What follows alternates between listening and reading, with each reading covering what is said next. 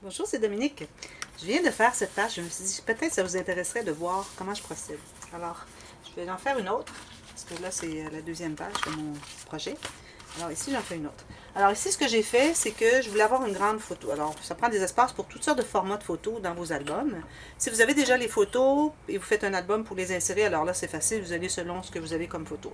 Mais si vous faites ça aléatoirement, pour quelqu'un d'autre, un cadeau ou quoi que ce soit, alors là, on doit avoir un assortiment de plages à photos dans votre album. Alors ici, j'ai une qui est 13 par 18 pour les photos qui sont un petit peu moins que 13, un peu moins que 18. Alors j'aime bien laisser toujours environ 1 mm, 2 chaque côté. Je dirais 2 mm chaque côté. Okay.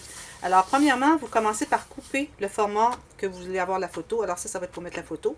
Ensuite, vous faites du rapiècement pour compléter la page. Alors, je vais vous montrer comment j'ai procédé.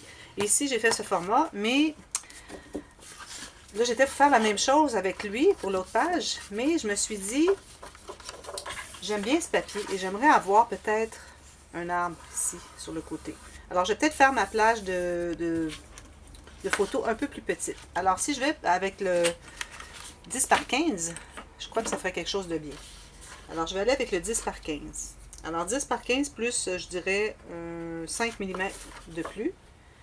Parce que on veut avoir une petite bordure du papier imprimé pour qu'on voit un peu le patron du papier. C'est bien, pas juste avoir la grandeur de la photo, mais un peu plus grand. Alors là, je vais faire comme ceci. Couper ma feuille dans ce sens. Ensuite, ce que je fais, j'aime bien, pour quand c'est des plages à photo, j'aime bien arrondir les coins. Alors, ça montre vraiment que c'est pour mettre une photo. Alors ici, j'arrondis mes coins. Je vais essayer de faire rapidement, parce que c'est tuto express, il faut que ce soit express, n'est-ce pas? Ensuite, j'ai décidé de mettre un cri des côtés. Alors, j'ai choisi une couleur qui est un petit brun léger, parce que dans les papiers, il n'y a pas de brun foncé. Et je voulais vraiment rester avec des couleurs douces. C'est un album bébé-garçon, alors je ne voulais pas arriver avec des couleurs foncées. Alors j'ai décidé de rester avec ce papier, ce couleur qui est le tea dye, c'est-à-dire teinture au thé. Ce que j'aime bien faire, teindre au thé. Alors ici, je vais la mettre encore en haut. Alors là, je suis prête à mettre en haut. Je vais la coller. Et ensuite, on doit décider, est-ce qu'on fait une bande égale à cette plage à photo sur le côté ou en bas? Je vais vous montrer. Un petit peu les coins, il faut toujours faire attention. Les coins, on a tendance à ne pas les couvrir de colle suffisamment. Alors, je vais centrer ça comme ceci. Ensuite, bon, je me suis acheté dernièrement ce petit outil. Surtout quand on travaille avec du papier, c'est vraiment très utile. Il est arrondi, c'est plus facile que ceci. Je trouvais que lui, il coupait et puis il abîmait un peu le papier. Alors lui, ça va très bien. Surtout quand on travaille avec du papier, alors ça égalise tout. Puis il n'y a pas de bosse de colle. Ça, c'est très, très utile. Bon, alors là, ici, moi, puisque j'ai un arbre ici, je vais faire la même chose que j'ai fait ici. Alors, je vais faire la longueur totale avec l'arbre, et puis je vais ajouter quelque chose en bas. Mais on pourrait faire la longueur totale de ceci et ajouter juste une petite bande ici, dépendant de ce qu'on a comme motif, ce qu'on veut. Alors ici, j'ai justement la bonne grandeur pour avoir la branche au complet. J'ai un petit peu sur le côté ici. Je vais peut-être en enlever un petit peu ici. Je vais commencer par couper la longueur dont j'ai besoin. Alors, à partir de là, c'est important vraiment de bien aligner votre papier avec celui du haut ici. Que ce soit bien, bien aligné. Et ici, je vais me rendre juste à 2 mm du bord de la page. Alors, je vais m'en couper juste un petit morceau. Je vais me rendre... Alors ici, puisque je vais avoir la branche là et je vais avoir cette petite chose-là, alors je vais aller au maximum que je peux pour avoir ce petit design ici. Et puis, je vais enlever l'excédent, parce qu'ici, on a de l'excédent. Alors, je vais enlever ça par la suite, dépendamment de ce que j'ai de disponible comme espace. Alors là, lui, il va aller là. Donc, lui, je peux enlever exactement l'espace qu'il y a entre... Parce que c'est bien de toujours laisser un petit espace entre chaque morceau de papier. Ça fait un meilleur découpage, ça fait plus joli. Alors, je vais enlever ce petit espace de trop. Qui est... environ 2 mm, même pas. Un petit peu moins que ça. C'est important d'être bien droit.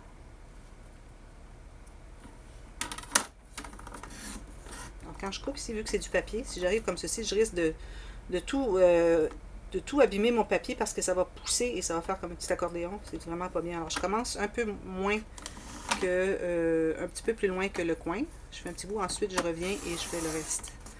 Parce que je me suis tellement fait prendre souvent avec l'abîmage de mes papiers à cause de la lame. Mais là, j'ai une lame neuve. Parce que je travaille avec des papiers. Alors là, quand vous travaillez avec des papiers, je conseille vraiment toujours d'avoir des lames neuves. Là, ici, il faudrait que je nettoie un petit peu ceci. Parce que ça commence à être un peu sali. Et puis, je ne voudrais pas salir mes papiers avec ça. Et là, c'est parce que j'ai du papier. C'est difficile à appliquer l'encre autour de la façon que je fais habituellement avec le papier cartonné. Parce que mon papier, il se plierait dans mes doigts parce que j'appuie assez fort. Alors, je le fais sur une surface. Mais je devrais m'installer peut-être sur un morceau de papier scrap. Et puis, faire toujours là-dessus pour ne pas salir ma surface de travail.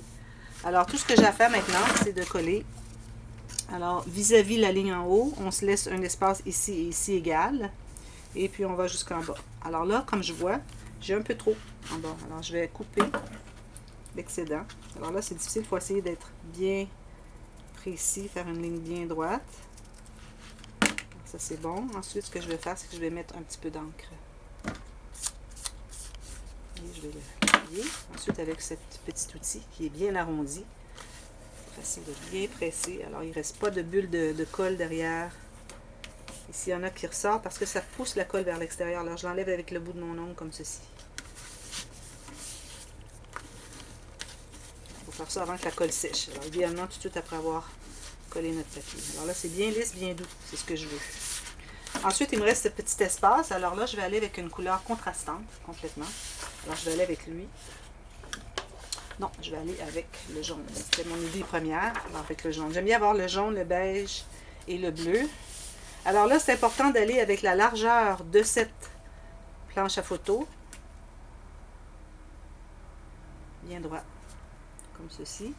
Et la hauteur. Alors, à partir de la trace, la fin, pas la trace, le rebord de celle-ci, alors bien égal, et puis vous allez, on peut aller un petit peu plus loin, puis vous allez laisser l'espace que vous avez ici, vous allez le laisser la même chose. Alors ici, je suis bien égal, alors je vais laisser le même espace, alors ça va être ici que je vais couper. C'est important d'avoir toujours le même espace entre nos morceaux. Alors, je vais couper, je vais vous montrer.